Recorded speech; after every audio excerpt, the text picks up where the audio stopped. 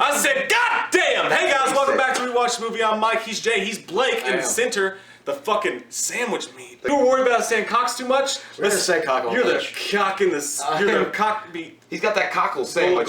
He's in that cockle sandwich. I just made that shit up. Civil War! Ooh. That shit happened, and we saw, and this is the non-spoiler review. There will be a spoiler review where we'll talk a lot more about this shit. You know the fucking story. We don't have to get into it. Nah. This took place in 1861. After 8 years of all this, we get the payoff of both sides finally meeting against each other, and it's some of the best action you've seen in a Marvel movie yet. And the way I see this movie after watching it is it felt like the Winter Soldier version of Avengers. But you get those holy shit moments. There is a moment in the film that it turns into a mini Avengers, and you kind of get a taste, just a tip of that dick of what it's going to be like for Infinity War, and having the new version of the Avengers. I think one of the reviewers that came out early on that said it was an emotional horror story. I don't really agree with that necessarily, but there is moments that you're like, fuck, I want you guys to hug and make it up. Like, stop! You want to see them fight each other, but at the end you're like, hey, this is getting to be a bit too much. Just don't scare me, Bobby. That all comes from the Vision, Paul Bettany, and every time he talks, I always feel like I'm in A Beautiful Mind. It's like, go ahead, John, bash your head. Like, he's always like, he's the rational voice of everything. And I like the fact that they actually cast a real teenager to portray Spider-Man, finally, for once. And it is worth, like I said, every dollar to go see him, just in the interactions. I think that it comes down to the fact that you can relate to both sides. They do it so well. The Russo brothers do so well in explaining one side to the other, and they give enough screen time to present those arguments in a way that you're like, yeah, you know what, I can understand, but I'm still Team Cap, so fuck you. But it is a very Captain America focused story, but there's also almost everybody else except for a couple of people are in the movie, and you got a lot of screen time to give to those people. It's pretty fairly done. Everybody gets a couple of good lines, a couple of good jabs in there, so... Characters like Paul Rudd, such a small amount of screen time, but they made sure to make those moments so funny or so spectacular or so amazing, Spider-Man, that you didn't mind that it was so small because it was such a special moment. Each second counted in those moments. Right, Paul Rudd was huge on the screen the time that he was given.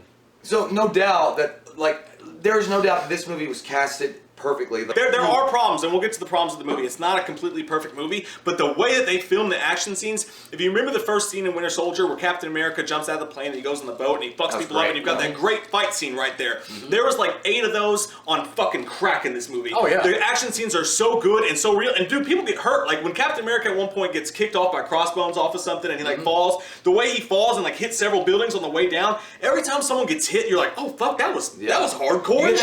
You get that cracking fucking sound. You're like, that guy's fucking back's fucked for at least 3 weeks. Yeah, it's probably the most quotable of all the Marvel sure. movies so far. I mean, we went on forever about that last night. But there are a few holes in the storyline that they come together just because they come together. Obviously, you're going to have some plot holes in a movie like this. It's a comic book movie. That's what you expect. Exactly. But I paid my $10.15 just to go and see that big scene at the airport. And I could have just watched that. It fucking paid off. Oh yeah, it went on for forever. Yeah. I would have paid my $10.15 just to watch that. I would do it right now. If I knew what time it came on, I'd go and just watch that and then go back. And talking about characters that should have been pulled out, definitely the villain didn't even need to be there. Exactly. I'm going to say this, and it's not a spoiler, YouTube. His whole stick and his whole plan and his whole schematic thing that took up way too much running time in the movie could have been fixed with YouTube. And you'll know what I'm talking about if you've seen it. We'll talk about it more in the spoiler review, but the villain, like Marvel does have a problem with sometimes, was completely pointless. I feel like if this movie was titled Batman vs. Superman, it would have been blown up and escalated so large, whereas it's Marvel and everybody loves it so much, we're like, oh, we can overlook that. It's no big deal. It's not that big of a deal, but to me, it wasn't that big of a deal in Batman vs. Superman either. You know what? Make sure that we understand. We all three love MCU and DC. It's not like that. We're not doing the fucking goddamn... double cocking. We're not double cocking, spray in the face, fucking drinking it down, bro. Drink it down, bro.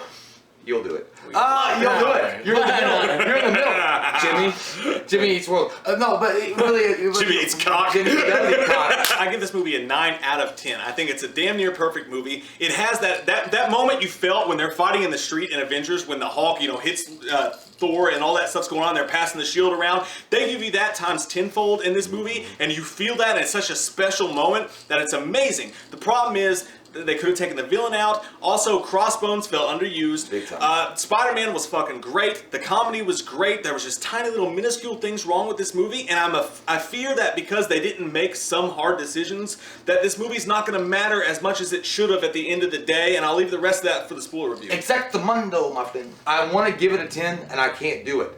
I'm going to give it a 9.5. It's a baby, and I'm going to say, you don't get any more mother's milk.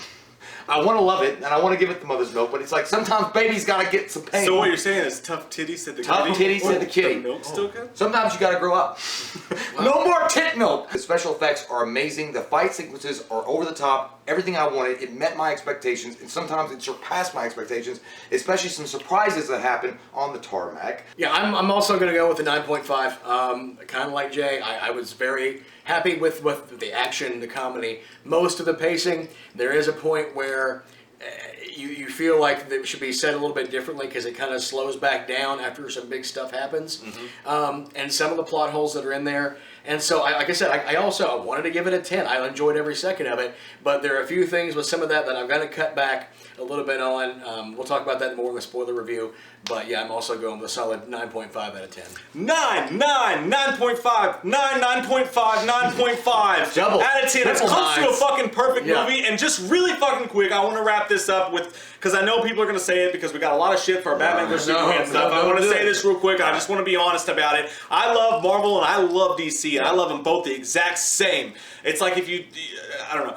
They're like two titties. Right. I don't love one titty more than the other titty. Civil War is a better movie. I'm gonna go on this ledge and we're both gonna get stabbed to death with fucking swords in our asses, but that's fine because you know why? Because Batman vs. Superman, it's an analogy. MCU has had 8 or 9 years to build up a universe. DC is doing their own thing. DC has their dark, gritty ass fucking thing, and MCU has their like lively kind of comic book version of a family-oriented film, which is great. It's just the American way. With Batman vs. Superman, that's been building up for 3 years now. Yeah. The American dream is, I want it right now. Marvel's been doing this for 8 years. They tried to pack too much stuff into BVS. That's just my personal opinion. I wasn't around before. I enjoyed it, but as a whole film, it didn't really stack up as well. I think Marvel just has more experience with it, and that's what it really boils down to. Yeah, ultimately Civil War is a better movie, but I don't think it's by as much as other people say, and I'll leave it at this. Basically, when it comes to Marvel vs. DC, Batman vs. Superman versus Civil War, there is not such a thing in this world unless teeth are involved as bad head. If you guys are that fucking... Am I right? No, is that not the perfect fucking analogy? it is. Sometimes a little bit of teeth, isn't it? No, that's... Yeah, you can that's what it is. follow us at We Watch This Movie on Twitter, We Watch This Movie Mike on Snapchat, we're on Instagram, we're all that shit below. If you're new to the channel, click that subscribe button and get some goddamn wham up in your arms. Back to the tits!